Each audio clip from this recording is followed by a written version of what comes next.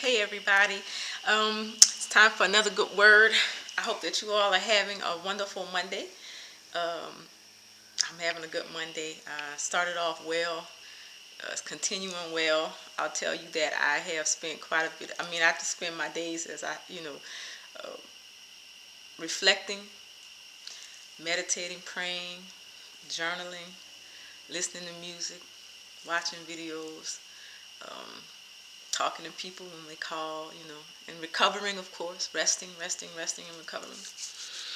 And I said to you in yesterday's video that this week is about uncover to recover. It is about being honest with ourselves about ourselves. So today's question is, well, before I ask you today's question, let me tell you about today's quote. Today's quote is about mistakes. And there's two picture quotes in the email today. One of them is, mistakes are good. You know, they're not bad things. And then the second one is, mistakes are just evidence that we are human. It's what you do after the mistake where the power lies, right? So when you think about that quote, you think, there's power in a mistake. It has power. That's what makes it not a bad thing. But the power doesn't come in making the mistake. It comes in what you do after the mistake, being able to acknowledge the mistake and wanting to put the work into correcting the mistake. But as I say that to you, I think to myself, sometimes a mistake is just a good thing just because it shows that you're trying. It shows that you're living. Like if you're not making mistakes, you're not really doing anything. And I saw that quote as well. So sometimes the fear of making mistakes makes us not do anything, and we shortchange ourselves on the lessons and the things that we can learn about ourselves and the world in not doing anything for fear of making a mistake. But when we actually allow ourselves, we do something, either going to work out or it's not, right? And so that's that. Here's my reflection on that today. On Sunday, I did my tapping meditation, and I tapped on the emotions. You tap on the emotions that you're feeling because you want to release them. Those emotions that are holding you back, that are keeping you stuck. So I tapped on hurt. I tapped on, I think I tapped on anger. I know I might have tapped on shame. But the one that was most impactful was I tapped on disappointment. And for whatever reason, when I got to the last round of tapping, the script, the thing that I was asked to say was so impactful to me. And I knew I was good with my tapping. I had released some things that I needed to release.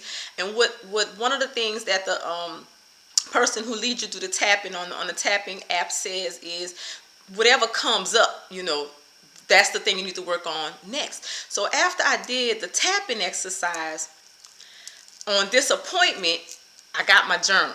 That's what'll happen when I pray, when I meditate, when I watch a video, and then I get my journal and I start to write things down. And then, I process through writing. I always did. And so, probably why I became a writing teacher. But anyway, so I made this chart. And in the chart, it had shame, anger, fear, hurt, and shame. And I listed all of these different behaviors and things, experiences and things that had happened that I thought caused me those feelings, right? And then I read through them, and I thought about what part I played in those, scenarios, because typically when we think about I'm hurt, I'm angry, I'm sad, it's things that other people have done to us. But then you have to, look at, well, what part did I play in those? And of course, in the, the box about shame, it was all about, things I had done, things I hadn't done that made me feel shameful. And I thought about, I'm just be straight with you. I thought about writing a letter to the people who had caused me these emotions, right? And I'm apologize. I don't know why. And then I stopped myself and I said, no, Monique, that's not right. The person you need to apologize is to yourself. Apologize to you for not putting yourself first. Apologize to you for not loving yourself enough to not put you in positions to feel all of these crazy emotions that you're feeling.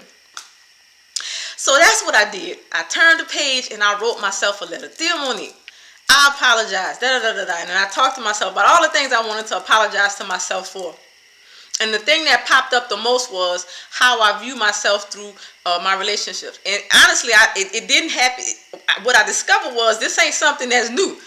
I can look back in life. This is, something that I've done really my whole life.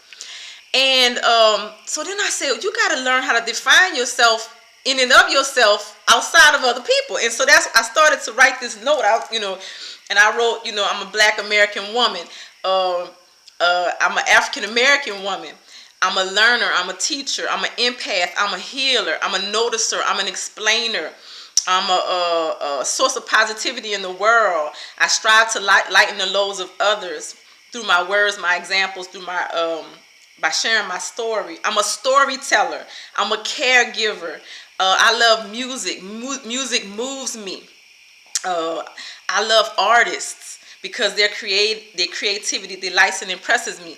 And I did that because I had to, when we talk about self-discovery, we talk about getting to know ourselves, you got to learn what you like just by yourself, right?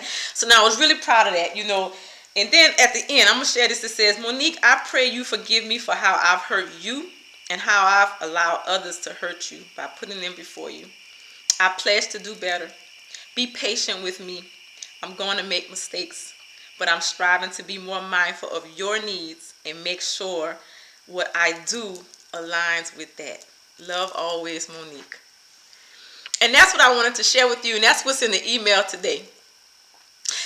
The first thing I did was tap, so I meditated. Then I got clear on the emotions I was feeling. That's something that I teach my kids at school. You got to know exactly what it is you're working on. What are you feeling, and why do you feel that way, and what do you want to do about it, right? And then after I got clear on that, then I knew exactly what I needed to do. I needed to apologize to me for how I treated me. And that's what I did. And it was so freeing. It was so, it created a sense of joy in me because I was doing what needed to be done. And that's what the quote is today. The power of a mistake is making sure you do what needs to be done after you make the mistake. So guys, that's my message for you today.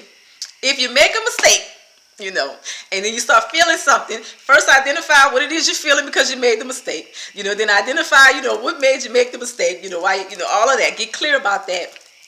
And then maybe one of the things you need to do is forgive yourself and apologize to yourself for the mistake that you made and how the mistake hurt others and how the mistake hurt you, and commit to being a better version of yourself going forward. I think that that's a very loving thing to do.